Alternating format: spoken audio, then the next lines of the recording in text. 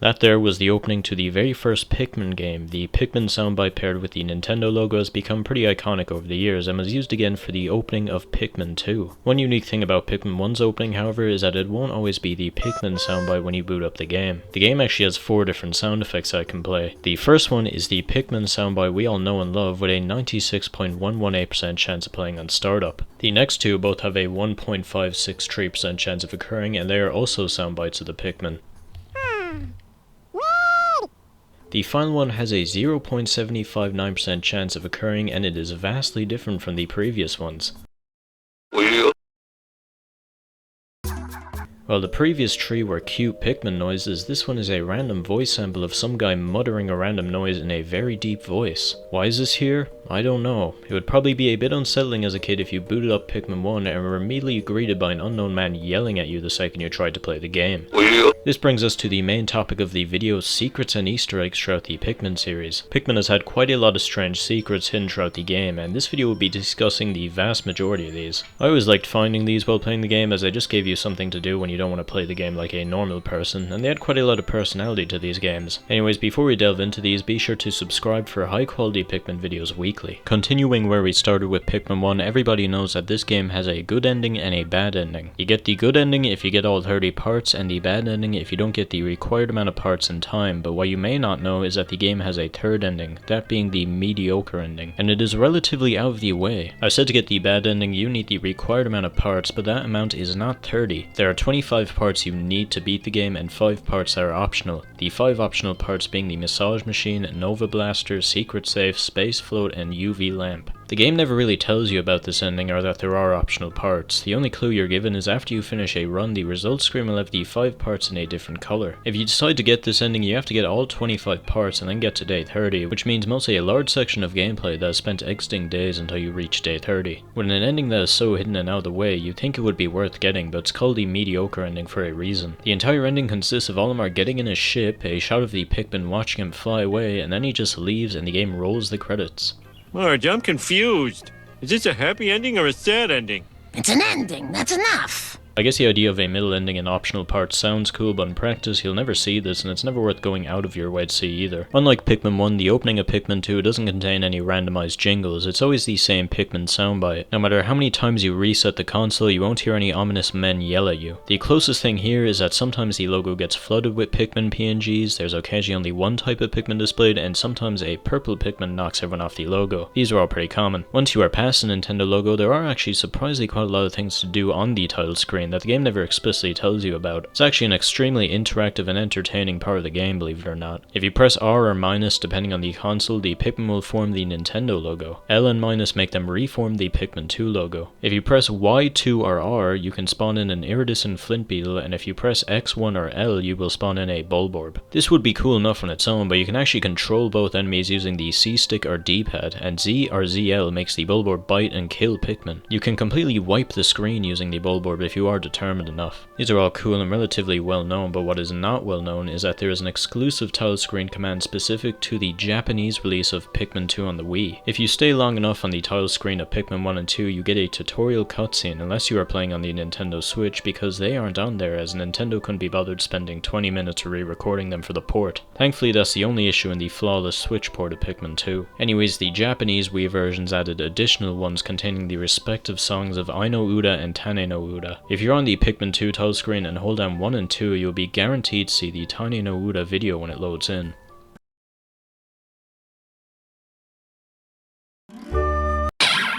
The other song, Ai no Uda, is also in Pikmin 2 in every version except for the Nintendo Switch, where they didn't relicense the song. If you bring out 20 of each Pikmin type, they will start singing it if you walk around.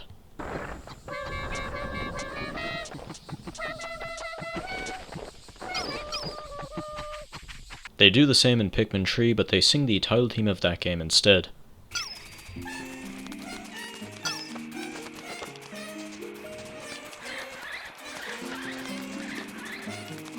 Speaking of musical secrets in Pikmin 3, there is a pretty rare song that you are likely not to hear. If you go to the Formidable Oak while it is raining, the final Trials theme from Pikmin 1 will gradually fade into the background.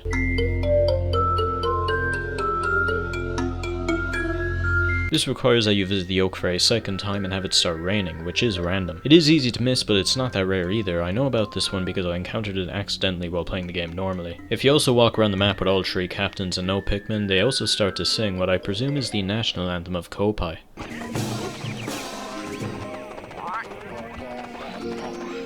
To cap off the singing, the jelly float enemies in Pikmin 2 also hum a tune. It is usually inaudible in game, but if you mute the music you can hear it.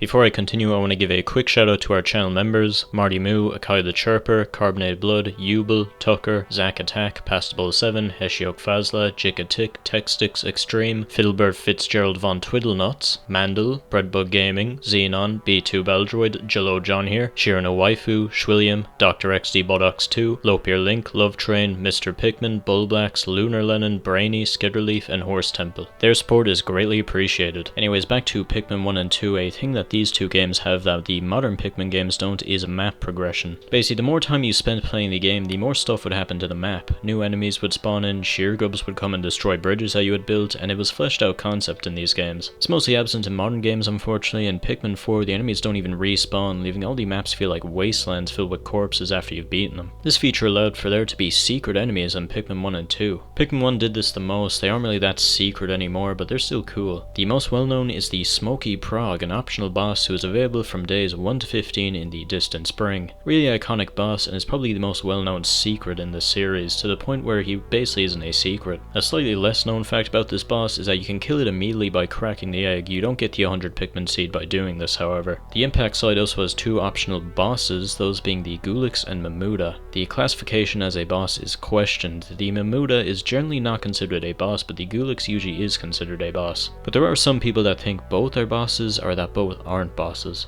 Anyways, you encounter these guys starting on day 8. The Mamuda is on even numbered days and the Gulix is on odd numbered days. They aren't the most exciting enemies to fight, but it is cool having enemies that are hidden away from the player. The last one is the Dwarf Bullbear. I'm not sure if these enemies were meant to be secret, but they are definitely the easiest to miss. They only start spawning in after day 15 in the distant spring. You will usually be finished the game at that point or at the final area, so it is very likely you will completely miss these guys. I don't know why they are so hidden, considering that it doesn't seem like they are meant to be a hidden enemy, but they are. There is much less of this in Pikmin 2, but there is still a lot of cool things that spawn in after a while in that game. Most Nintendo games usually put an annoying health feature if you are stuck on something for too long, but Pikmin 2 is one of the few games to actually punish you further if you are bad at it. Pikmin 1 also does this, where the Bulborbs in the Forest of Hope will double, and they will throw in a swooping snitch bug if you spend a bit too long there, but Pikmin 2 takes things a bit further. If you spend long enough in the perplexing pool, you will notice that a few Dwarf Bullbears start spawning in. This is a warning. If you get to day 31, the game will spawn in a Bullbear. This is Pikmin 2, so they roam around the map and can even head to your base, and they also receive troops in the form of the Dwarf Bullbears that get spawned in earlier. If you didn't know that there would be a Bullbear spawned in on day 31, it would probably take you a while to realize there is one spawned in, especially because you might be distracted by another thing the game throws at you.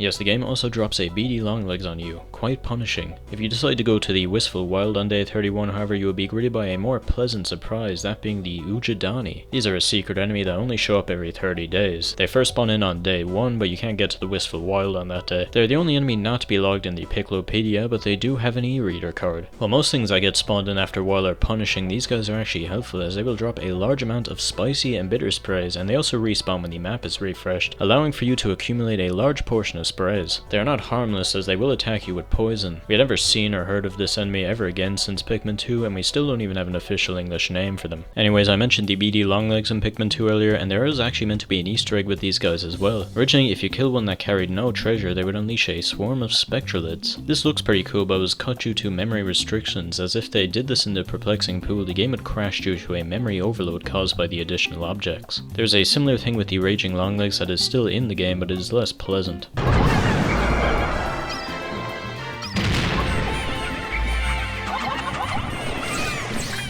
You'll probably only see this in the 2-player battle arena, as it's unlikely you will delve through all 15 floors of the Holy Heroes just to refight the raging Longlegs. Speaking of 2-player battle, there's another hidden set of controller inputs that will affect the layout of the map. The game usually has 3 layouts for each arena that it randomly chooses from, but you can force a specific layout using the C stick or D-pad. Up is the first layout, right is the second layout, and down is the third layout. Interestingly, if you hold left, the game will generate a completely random layout that doesn't utilize the presets. This creates more strange and obtuse battle arenas. The game will only generate these random layouts if you hold left on the C stick, except for on the Switch port where a glitch will make the game always generate these obtuse and often broken layouts even if you aren't pressing anything on the D-pad. The only way to fix this is to use the cheat code to force the Switch to load the normal layouts that you're meant to be playing on. Pretty sloppy because the game doesn't even tell you about these codes, and it's likely most normal players on Switch will be stuck with these strange layouts. Back onto Pikmin 3, and this game doesn't really have much in the way of secrets. It used to have the hidden murals and secret data files, but the deluxe version of the game made both these mandatory for 100% completion, which does kinda take away the fun from them. The hidden murals go from being a nice optional visual Easter egg to an annoying grind where you basically need a guide to find them, as they are only in the most obtuse of spots and you can only see them with the codepad's camera. The secret data files did change from the Switch and Wii U ports. In the Switch port they aren't called the secret files and are replaced by more entries in Olimar's journal. In the Wii U these were called the secret files and they consisted of Pikmin holding up numbers. These numbers were randomized, and when you collect them all you could enter the combination from them on Nintendo's website that let you watch a video of Olimar and Louie in the 5 areas of the game. These were repurposed for Olimar's side stories in Pikmin 3 Deluxe. However, in the source code of the website there is a 6 video featuring Louie by himself that could not be accessed by a code, and it was not used in the Switch version. Take a look.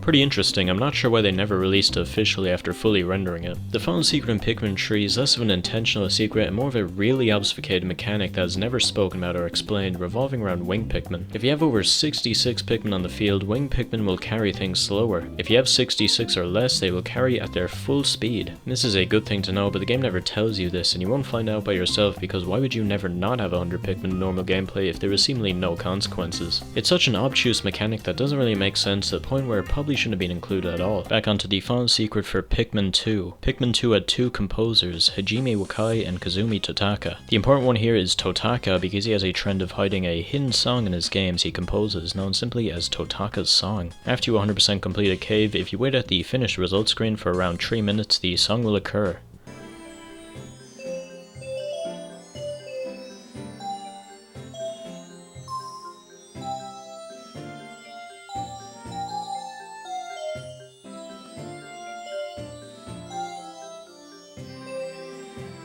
For some reason this was removed in the Wii and Switch ports, and I don't know why. This was a pretty well known secret, but what wasn't well known was that there was a second instant of Totaka's song in Pikmin 2. This was discovered 15 years after the game came out by Balrog. If you unplug the memory card from the GameCube and wait on the cave save screen, after around 3 minutes, Totaka's song will play.